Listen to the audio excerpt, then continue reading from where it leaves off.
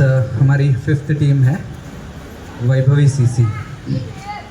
तो पहले तो वैभवी सीसी से दो लोग पार्ट ले रहे हैं, एक अमर है और एक राजेश नायर है। अमर कैप्टन है, राजेश नायर वाइस कैप्टन है। तो मैं जानना चाहूँगा कि वैभवी सीसी ये नाम आपने क्यों चुना है टीम के लिए? नाम मैंने मेरे बच्चे के नाम पे रखा है। टीम लेना है, टीम लेना है। फाइनली डिसाइड हुआ कि हाँ लेना है टीम, तो नाम रखे सोच के फिर वैभवी सीसी नाम रखा। वैभवी का फुल फॉर्म लक्ष्मी होता है, इस हिसाब से। ग्रेट। ये मैंने इसलिए पूछा कि लोगों को थोड़ा पता चले कि आप अब रेगुलरली पार्ट लोगे। मैं होप कर रहा हूँ तो आपका नाम धीरे धीरे लोगों को ध्यान में रहेगा। अब टूर्नामेंट के बारे में आते हैं। आप लोग शायद पहली बार GKY में पार्ट ले रहे हो और as a player BCL 2025 fifth season में आप पहली बार पार्ट ले रहे हो। तो मैं ये जानना चाहूँगा कि एज अ प्लेयर आप खेल चुके हो ऑलरेडी BCL, तो क्या फ़र्क है एज अ प्लेयर खेलने में या एज अ टीम ओनर या कैप्टन खेलने में? आपको क्या फ़र्क है? फर्क कुछ है नहीं, सब सेम ही है। यहाँ पे भी कैप्टन होके भी अपना खेलना ही है, प्लेयर ही खेलना है। कैप्टन में ऐसा है कि जिम्मेदारी आ जाएगी, डिसीजन लेना वो लेना, बस वही फ़र्क है, बाकी कुछ नहीं है। प्लेयर जैसे अपने प्लेयर खेलते हैं ऐसे कैप्टन भी खेलना है। तो राजेश, आप पहली बार कोई टीम ओन करते हुए आप टूर्नामेंट में पार्ट ले रहे हो, तो आपका एक्सपीरियंस क्या है इसमें? अभी तक आप एज अ प्लेयर खेले हो, तो मैं वो भी जानना चाहूँगा कि फर्स्ट टाइम आप टूर्नामेंट में एज अ ओनर या एज अ वाइस कैप्टन आप टीम को लेके आप खेल रहे हो, तो आपका क्या सोच है इसके बारे में? पहले तो मैं ये second season as a vice captain खेल रहा हूँ।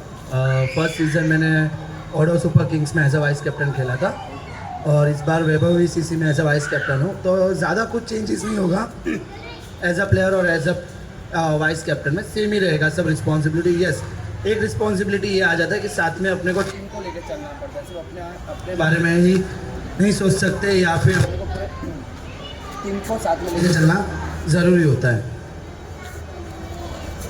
BCL एज एन टूर्नामेंट आप इतने सालों से खेल रहे हो, तो आपको क्या लगा है कि हमने जब शुरुआत की थी वहाँ से लेके आज फिफ्थ सीज़न है, क्या फ़र्क आया है? क्या हमने कितना इम्प्रूव किया है? क्या लेवल हमारा बढ़ा है? उसके बारे में कुछ जानना चाहूँगा। लेवल तो दिन ब दिन बढ़ता ही जा रहा है। फर्स्ट सीजन हम लोग ने किया था, नॉर्मली ऐसे ही बात हुआ था कि टूर्नामेंट रखना है, खेलना है। और यहाँ पे विष्णु भाई के घर पे ही बैठ के हम लोग ने डिस्कस किया, टूर्नामेंट किया।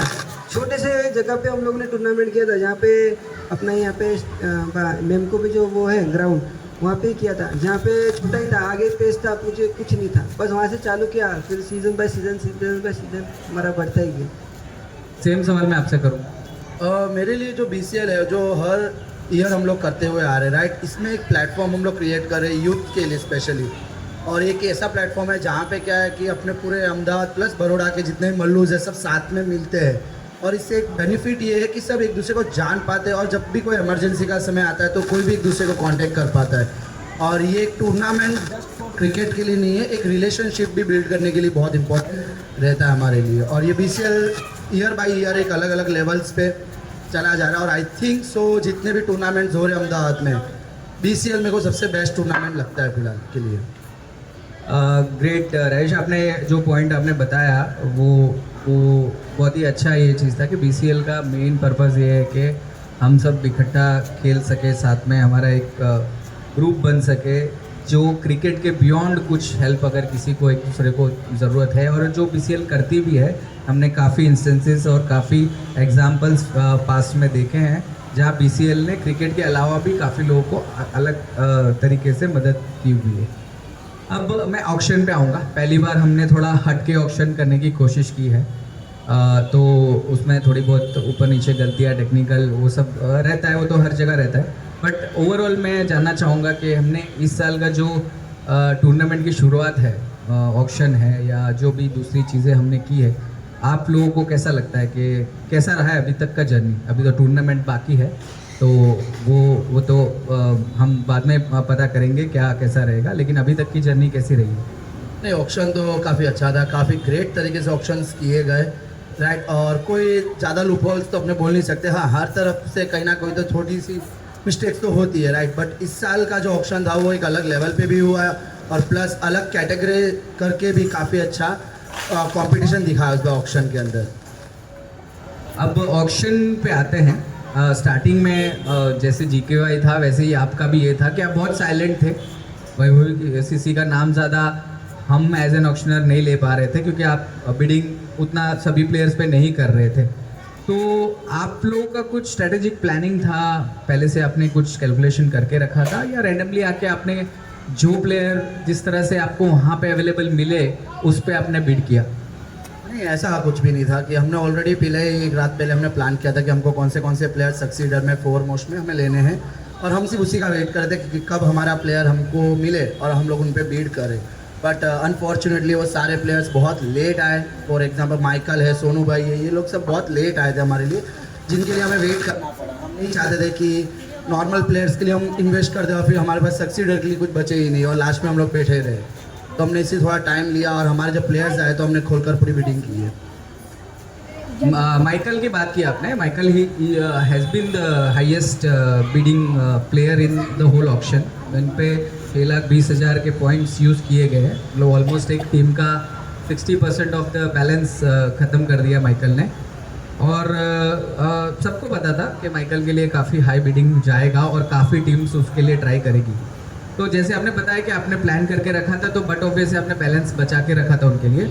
लेकिन एक पॉइंट ऑफ टाइम पे ऐसा हुआ था कि जो शिवजी लायंस हैं, they were also aggressively bidding for Michael. And एक टाइम पे ऐसा था कि उनको दे दिया गया था माइकल, लेकिन बाद में वो टेक्निकल ग्लिच की वजह से ये पता चला कि they were not able to, they were short of funds, जिसमें वो एक लेवल के बाद बिड नहीं कर पा रहे थे माइकल के। लेकिन वो टेक्निकल ग्लिच की वजह से वो उन्होंने उनको करने दिया और उसके वजह से उनको सोल्ड किया गया था। लेकिन जब उसको रेक्टिफाई करके आपको प्लेयर आपको सोल्ड किया गया, तो वो क्या था उस सिचुएशन में, क्या सोच थी आपकी? ऐसा था कि जब माइकल का नाम आया, thanks to the Shivji land, उनके वजह से इतना हाई बिडिंग गया भी, राइट। बट मुझे इतना अंदाज़ा तो था कि कहीं ना कहीं शिवजी के पास 6 पॉइंट समथिंग ही है।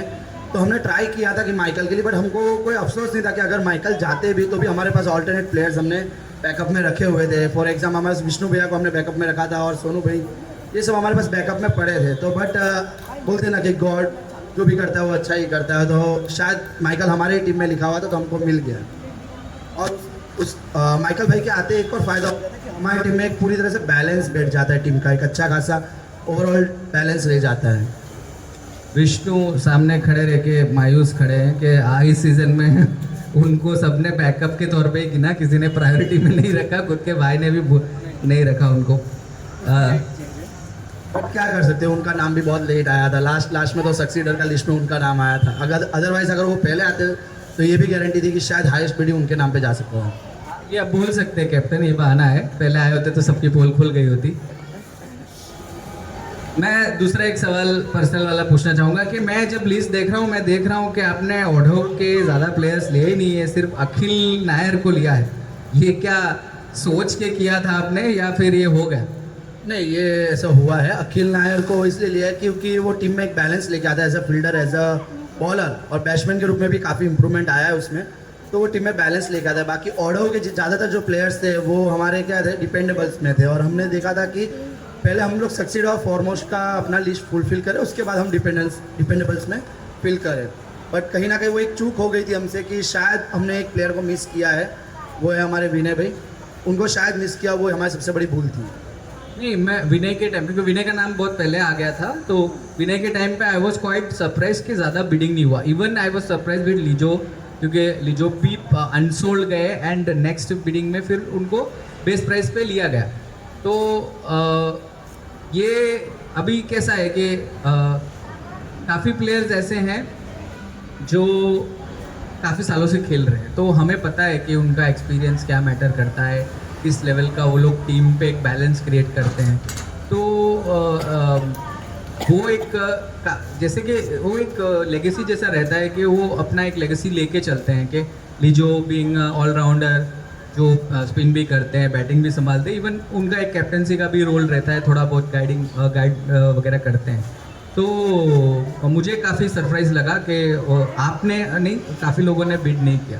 तो ये क्या होता है, मतलब डाउन द लाइन ऐसा होता है कि जैसे जैसे जितने बूढ़े नहीं कह सकते, बट जैसे जैसे आगे बढ़ते जा रहे हैं, नए नए प्लेयर्स इमर्ज होते जा रहे हैं, तो ऐसे प्लेयरों की थोड़ी valuation as per bidding process में थोड़ा कम होता है क्या?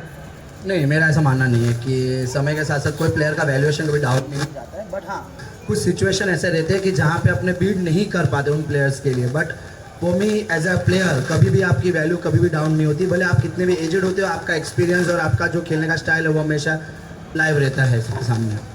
मेरा ये पूछने का रीज़न ये था कि काफ़ी लोग ऐसा भी फील करते हैं, डीमोटिवेट होते हैं कि बिडिंग एक ऐसा प्रोसेस है, या क्या बोलते हैं, ऑक्शन एक ऐसा प्रोसेस है जहाँ हम पैसा डाल के या बैलेंस डाल के किसी को वैल्यूएट नहीं कर रहे। कोई प्लेयर 6 लाख में जाता है, कोई 6,000 में जाता है, बट अल्टीमेटली क्या है कि ऑन फील्ड उस दिन जो अच्छा परफॉर्म करता है टीम के लिए वो इम्पोर्टेंट होता है।